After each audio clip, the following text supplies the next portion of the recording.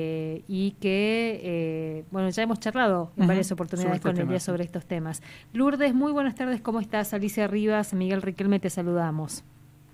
Buenas tardes, ¿cómo andan? Muy bien. Bueno, Lourdes, es nueva la información, está empezando a circular, como también está empezando a circular algunos posicionamientos advirtiendo lo que implica que el gobierno también se desentienda de esta temática, ¿no? Contanos, ¿qué saben ustedes de esta decisión? Bueno, para otro lunes nefasto para todo el país, con quitas de derechos, claramente. La verdad que es algo que se venía como presintiendo en el sentido de la cantidad. Acá quizás en la provincia no se siente tanto, pero sí hubo un fuerte ataque, sobre todo en Capital Federal y en Buenos Aires, a las personas que viven en situación de calles, con diversos operativos como para sacarlos de la calle sin ningún tipo de contención. Ya la compañera Mariana del Renacalle Nacional lo venía diciendo, venían hablando acerca de esta situación. Nati Saracho también hizo eco en sus redes sociales. La verdad que es claramente un modelo que vienen por eso, a exterminar lo último, a los más vulnerables, sacar todo tipo de derechos que puedan garantizar algo mínimo, porque, digamos, era una ley que, si bien faltaba financiamiento, porque es la realidad, tenía buenas iniciativas, digamos, que claramente cuando hablamos de una persona que vive en situación de calle, hablamos de la ausencia del Estado en cierta medida, digamos, y de las fallas estructurales que tenemos como sociedad, digamos. Son deudas históricas. La gente no vive en la calle porque quiere, no es una decisión. Y es un síntoma claro de exclusión, digamos, que viene a repetirse. Y te puedo asegurar, porque llevamos adelante el relevamiento, todas las personas a las cuales relevamos, en su gran mayoría nos dijo que quería cambiar, que no quería estar más en la calle. Me parece que no hay políticas públicas pensadas para hacerse cargo de tamaña problemática, digamos, y que atraviesa a todos los partidos políticos y a todas las gestiones de gobierno, porque esto es histórico. Solamente que se agudece con una situación de crisis y con un país que claramente decide otro tipo de modelo y que apunta a eso, a exterminar todo el pueblo vulnerable, porque realmente ellos son los últimos. Y en estos días de frío, que simplemente se piensa en un operativo para llevarle comida caliente y frazada, me parece que sigue siendo insuficiente la respuesta del Estado, digamos. Sí. Hablemos un poco de eso aquí, situado, digamos, en la provincia de Misiones, dado que aquí se hizo el relevamiento. ¿Cómo te parece que va a impactar, de qué manera la modificación de esta legislación vigente a la hora de la atención concreta de la situación de la gente en la calle? Y va a impactar de manera directa, porque se van a cerrar un montón de posibilidades, digamos. O sea, no, la provincia no pensó ni siquiera de manera legislativa la problemática. Es bien profunda, me parece que hay que empezar a trabajar en articular para poder dar real respuestas. Digo, sabemos que la cifra ha aumentado, que lo vemos y que es cada vez más, pero me parece que las respuestas que se están pensando desde el Estado provincial son insuficientes porque niegan la problemática estructural de fondo. Esto que decís es interesante porque el decreto menciona como ejemplo a varias provincias, entre ellas a Misiones, claro. Y el operativo Red de Misiones le sirve como, entre comillas, como ejemplo para decir, bueno, lo pueden hacer, las provincias se pueden hacer cargo porque están cerca, porque conocen la problemática y porque además somos federales, dice el decreto. Es una locura y ayuda a la fragmentación. Digamos, lo hablamos en distintos ámbitos, ¿no? Pero todo lo que tenga que ver con en cuestiones de leyes y de cómo funcionan nuestros organismos públicos, digamos, apuntan a eso, a fragmentar, a que cada provincia se haga cargo o disque hacerse cargo de una problemática. Es como una lavada de mano entre todos, ¿no? Como, bueno, Nación me dijo que, y después, en términos generales, la cosa sigue igual, digamos.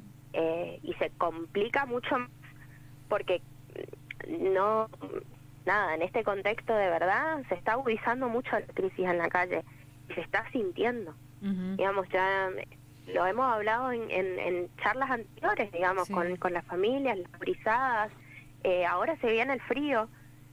Por eso digo, está bueno que estos operativos sirvan para garantizar esto, ¿no? Las noches de frío, que estén contenidos, ok, pero hay algo más que nos debemos sentarnos a pensar como sociedad.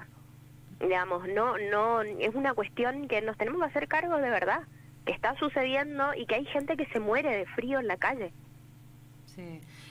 Pensaba también un poco esto que es como la emergencia, cuando o hay una tormenta o una noche de intenso frío, aparecen este tipo de operativos que se publicitan además, y después no se piensa en que cómo se habilita la posibilidad de que una persona que está en situación de calle pueda salir de ahí, digamos, no solamente encontrar un lugar un ratito, con toda la complejidad que eso implica, ¿no? Totalmente, y que es una cuestión de que simplemente unir fuerzas y partes como para poder generar una ley y una reglamentación que realmente sirva para promover que la calle no es un lugar para vivir, porque de verdad hay que trabajar desde ese lugar y entender que hay múltiples situaciones, pero el derecho a la vivienda, que es otro tema que nunca se quieren hacer cargo por la problemática en sí, es un derecho de todos y no está garantizado para nadie. Sí. Lourdes, ¿y cómo funciona este operativo que, insisto, que el Gobierno Nacional en este decreto lo menciona, el operativo en red? ¿Cómo funciona en la provincia? Bueno, en términos generales es como tenés que mandar un mensajito. Ajá. Y bueno, se acercan. Tienen como una patrulla o tienen, bueno, así se llamaba antes, tienen como una combi que hay un equipo que se acerca y, bueno, acercan comida caliente, un kit de noche que sería frazada, algo de abrigo. Y el año pasado, no sé si ya lo lanzaron este año, porque parece que lo suelen hacer ahora que empieza el frío, la articulación que tenían con un club en el centro para pasar la noche, digamos. No sé si cambia la metodología, entendiendo que hoy está el centro de nocturnidad, pero bueno, entiendo que en eso se basa el operativo, digamos. Sí. Vos le podés escribir, si ves a alguien en situación de calle, le mandás el punto GPS y la patrulla en algún momento se acerca. Sí, parece que el lugar ahora es que se acerca en las zonas, en los puntos, digamos. Me parece que en los barrios populares no se acerca nadie, pero bueno, hay algunos puntos que están bien identificados, sobre todo cerca de la zona céntrica, a los cuales sí se acercan. Claro, te iba a decir que, bueno, aparentemente el lugar ahora es el hogar de día, el espacio donde está el hogar de día. Vos habías comenzado hoy a plantear el problema más de fondo, digamos, es decir, una cosa es el kit de ayuda en la noche fría y otra muy diferente es el trabajo con quien está en la situación de calle para que salga de allí. Estamos muy lejos de eso. Sí, me parece que es necesario y urgente poder empezar a pensar esta problemática de una manera integral, donde hayan varios actores que puedan sumar a la experiencia y al trabajo, sobre todo del territorio. Entendiendo que hay muchos de los compañeros que están en situación de calle que claramente están atravesados quizás por alguna problemática de consumo o de salud mental. Entonces los equipos interdisciplinarios ayudan a construir porque también hay que sanar ese vínculo roto con la sociedad, Claro. que termina siendo muy discriminadora, estigmatizante, de mucha burla, hay mucho bullying, mucho de burlarse del otro en estas épocas, ¿no? Entonces, como esa mirada más humanizante para poder volver a creer en los vínculos, digamos. Hay una cuestión ahí que es mucho más profunda. Hay algunas cuestiones que tienen que ver con patologías duales, hay otras cosas que tienen que ver con más problemáticas de salud un poco más detectadas, pero muchos de los pibes quieren, digamos, y se merecen otras oportunidades. Es una cuestión de poder garantizar espacios donde poder trabajar con ellos y que de a poco y gradualmente puedan empezar a sociabilizar de vuelta. Pero ese trabajo tiene que estar también reconocido y garantizado por el Estado. Lourdes, y el relevamiento que ustedes hicieron, el Renacalles, así se llamaba, ¿no? Sí, Renacalles. ¿Qué pasó con esa información que ustedes aportaron? ¿Hubo alguna devolución, alguna medida, alguna política que se haya generado a partir de esa información? A la presentación del relevamiento participó el que era ministro en ese momento de la cartera de adicciones de la provincia, y Belén Reyes, que es la directora de infancias y adolescencias del municipio. Ambos se hicieron presentes, estuvieron y intercambiaron posturas respecto a lo que fue el relevamiento. Creo que fue un dato que sirvió para poder empezar a charlar sobre esta problemática, y que creo yo que resultó en algo que intenta servir de contención, que es el centro de noche. Claro. Como una aproximación a asumir que el problema existe, para decirlo de alguna manera, ¿no? Exactamente. Pero me parece que eso sirve como un primer paso, pero que hay que continuar, y en pos de continuar me parece que hay que generar como una mesa donde nos podamos sentar a debatir y charlar, y pensar una política real, provincial, que pueda contener esta situación, porque si bien estamos hablando en Posadas, he recorrido otras localidades, Iguazú, por ejemplo, un caso bien alarmante, digo, es altísima la tasa de personas que están en situación de calle. Entonces me parece que es algo que nos atraviesa en toda la provincia, digamos, y que una alerta más da el exceso de consumo de pedra, digamos, ¿no? Como mucho deriva en eso. Entonces hay que tratar de abordarlo de manera integral, porque son dos alertas que son sinónimos de una sociedad actual, digamos, atravesada por la crisis, sin posibilidad de acceder a un laburo real, digamos,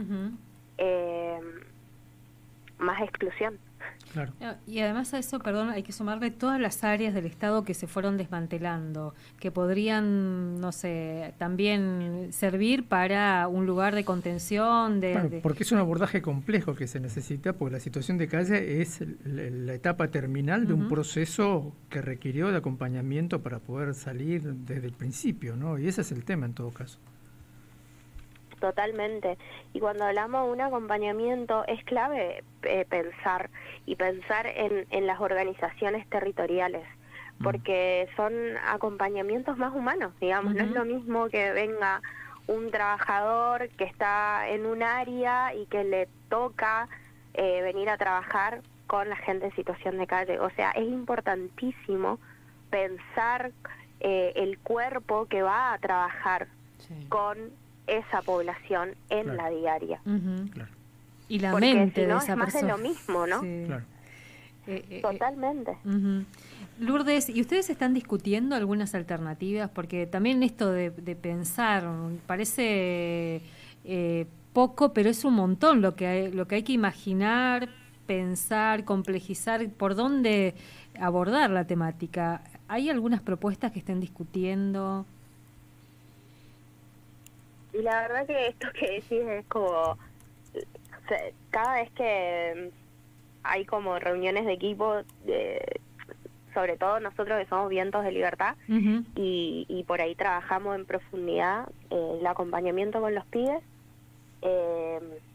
pensamos cómo podemos garantizar, por ejemplo, que nuestros pibes que están haciendo un proceso ambulatorio y están en situación de calle puedan seguir sosteniendo ese ambulatorio, y ahí es donde nos empezamos a pensar 80.000 estrategias, de las cuales vamos presentando a las instituciones que corresponden, digamos, diversas propuestas, porque me parece que hay un poco de eso, ¿no? Como falta mucho todavía por estructurar respecto a una problemática tan profunda, que estamos todo el tiempo en la urgencia y estamos tratando de ir subsanando, pero bueno, por eso sí tratamos de reunirnos, pensar en conjunto, que se vayan articulando cosas, es súper saludable. No sé, pienso en a dónde llevar a un pibe cuando está en crisis, o sea que hay cosas que evidentemente en algún momento de tanto que se jeringueó, se pudo subsanar. Hoy hay un espacio, hay una guardia, digo, está como de a poco, y eso cuesta un montón, pero bueno, nosotros seguimos soñando y creando puentes como para poder atender y acompañar a los pibes que están decididos a dejar una vida atravesado de la sustancia, como para proyectar una nueva vida.